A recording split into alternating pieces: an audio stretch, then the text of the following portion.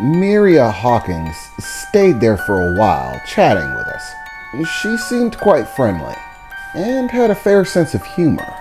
But after a while, she said that she was probably taking up too much of my time, that it would be important for me to get to know the rest of the members of the pack, so suggested that me and Renee take a walkabout, and then went about going to have a few conversations of her own. As me and Renee made our way through the crowd, having small conversations here or there, most everybody seemed to be fairly pleasant. Actually, a few people seemed like they were a little bit wary of me. Like, as we were talking, they seemed to be frightened. In fact, I was just finishing a short conversation with a couple of people who seemed to simply bow out of the conversation, saying that they had probably occupied too much of my time, acting as if they were an inconvenience, or something like that, before shuffling off. Man, what is the deal with people? I thought we were supposed to be getting to know people, Renee. Why are they all acting skittish? Renee smiled and laughed, just a little bit.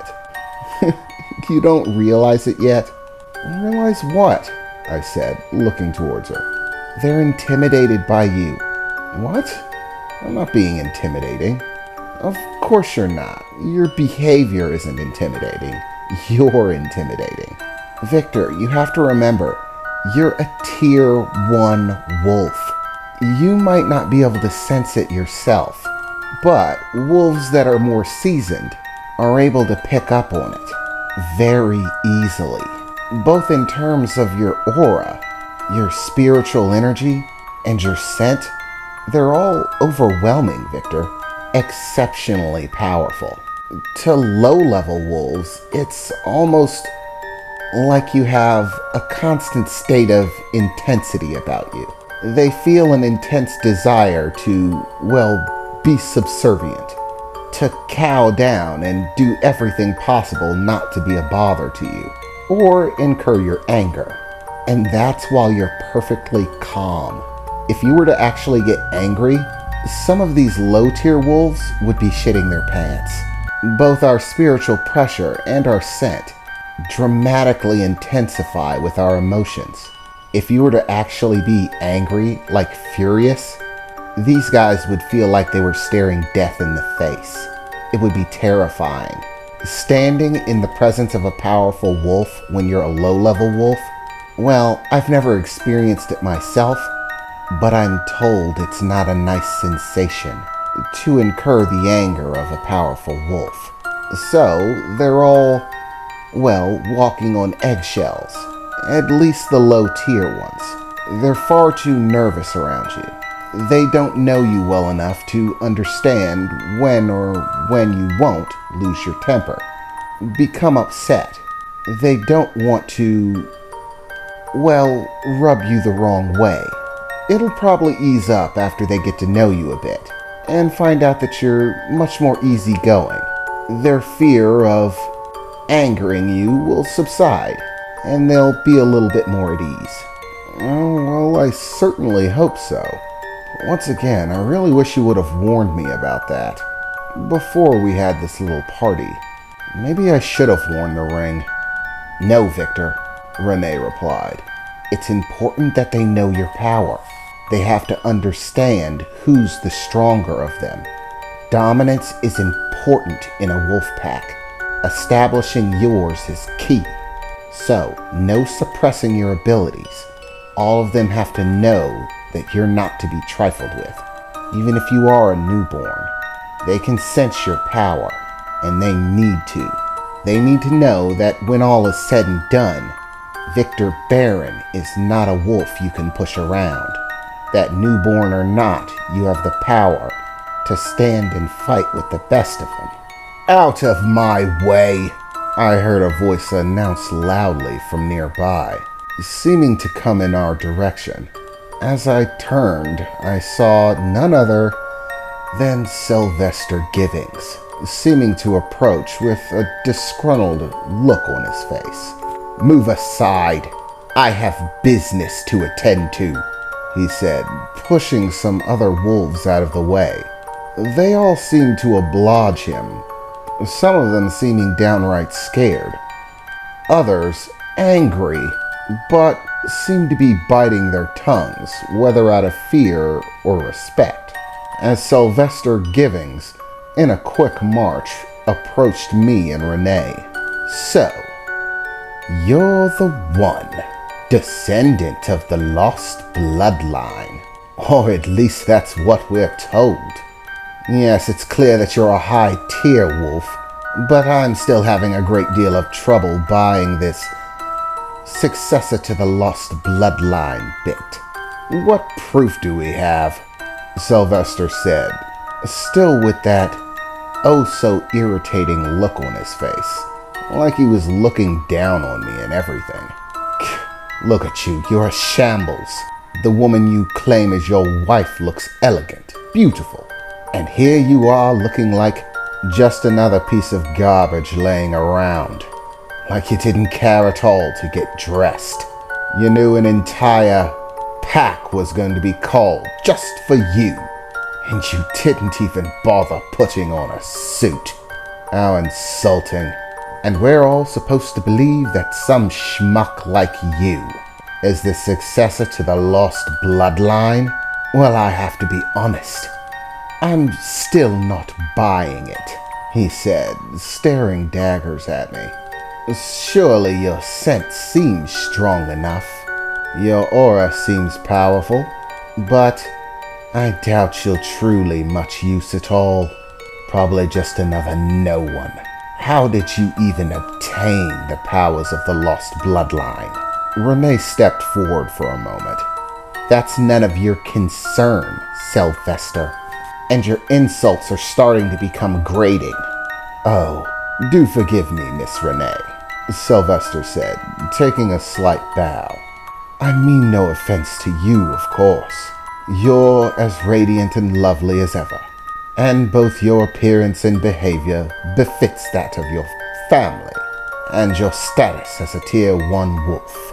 So to you, there is no disrespect intended. Yeah, sure you say that, Sylvester, and yet you stand there insulting my husband, Renee said, staring daggers right back at him. Oh, well, I'm sorry if that offends you, but quite frankly, I find his composure lacking at best, his appearance muddled. I question whether he has any strength besides the blood he carries. Oh, so you doubt his strength?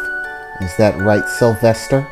Well, yes, of course, my lady, Sylvester said, with a sly grin. It was at that point Renee got a very wicked smile on her face. Well, Sylvester, you are a member of the pack. You could challenge him. It's an option. You two could have a sports session, a short spar. Of course, it wouldn't be for reputation. We could consider it a training practice, as well as a method of introducing the rest of the pack to my beloved husband. So, what do you say, Sylvester? Are you up for a sparring match? Oh, my dear Renee, I wouldn't want to embarrass your beloved husband. After all, he is just a newborn, after all. And by the looks of him, I don't think combat experience is something he has much of.